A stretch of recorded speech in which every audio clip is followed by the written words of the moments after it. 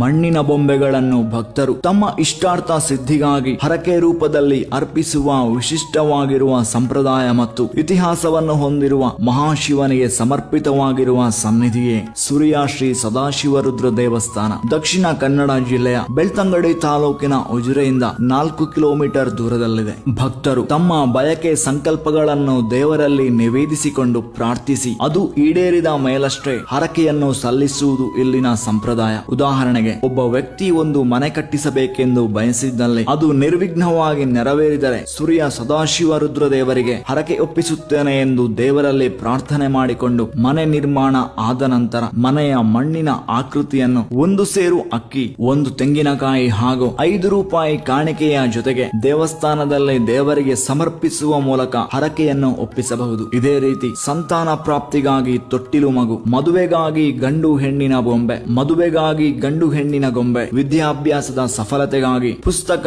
Pen, ದೇಹಾರೋಗ್ಯಕ್ಕಾಗಿ ಮನುಷ್ಯಾಕೃತಿ ಇತ್ಯಾದಿಗಾಗಿ ಹರಕೆ ಒಪ್ಪಿಸುವ ಪದ್ಧತಿ ಇಲ್ಲಿದೆ. ಕೌಟುಂಬಿಕ ಸಮಸ್ಯೆ, ಆರೋಗ್ಯ, ವಿದ್ಯಾಭ್ಯಾಸ, ವ್ಯವಹಾರ, ಕೃಷಿ ಇತ್ಯಾದಿ ಜೀವನದ ಎಲ್ಲಾ ವಿಚಾರಗಳಿಗೆ ಸಂಬಂಧಪಟ್ಟ ಹಾಗೆ ದೇವರಲ್ಲಿ ಪ್ರಾರ್ಥಿಸಿ ಅದು ಈಡೇರಿದಾಗ ಅದಕ್ಕೆ ಸೂಕ್ತವಾದ ಮಣ್ಣಿನ ಗೊಂಬೆಗಳನ್ನು ದೇವರಿಗೆ ಹರಕೆ ಒಪ್ಪಿಸುವುದು ಇಲ್ಲಿ ಕಾಣಬಹುದು. ಮಣ್ಣಿನ ಹರಕೆಯ ಕ್ಷೇತ್ರವೆಂದೇ ಪ್ರಸಿದ್ಧವಾಗಿರುವ ಸುರಿಯ ಎಂಬ ಹಳ್ಳಿಯಲ್ಲಿರುವ ಕಾರಣ ಇದಕ್ಕೆ ಸುರಿಯ ದೇವಸ್ಥಾನವೆಂಬ ಹೆಸರು ಬಂದಿದೆ. ಸುರಿಯ ಎಂಬ ಹೆಸರು ಬರಲು ಕಾರಣವಾಗಿರುವ ಒಂದು ದಂತಕತೆ. ಹಿಂದೆ ಒಬ್ಬಾಕೆ ತನ್ನ ಮಗ ಸುರಯನ ಜೊತೆಗೆ ಈ ಪ್ರದೇಶದಲ್ಲಿದ್ದ ಕಾಡಿಗೆ ಸೊಪ್ಪು ತರಲೆಂದು ಹೋಗಿದ್ದಳು. ಸೊಪ್ಪು ಕಡಿಯುವಾಗ ಸೊಪ್ಪಿನ ನಡುವೆ ಮರೆಯಾಗಿದ್ದ ಲಿಂಗರೂಪಿ ಶಿಲೆಗೆ ಕತ್ತಿತಾಗಿ ರಕ್ತ ಚಿಮ್ಮಿತು. ಆಗ ಗಾಬರಿಗೊಂಡ ಆಕೆ ತನ್ನ ಮಗನಿಗೆ ಓ ಸುರಯ ಎಂದು ಕರೆದಳು. ಹಾಗೂ ಆ ಘಟನೆಯ ನಂತರ ಈ ಕ್ಷೇತ್ರಕ್ಕೆ ಸುರಿಯ ಎಂಬ ಹೆಸರು ಬಂತು. ಅದೇ ರೀತಿ ಆ ಲಿಂಗರೂಪಿ ಶಿಲೆಗೆ ಪೂಜೆ ನಡೆಸಿ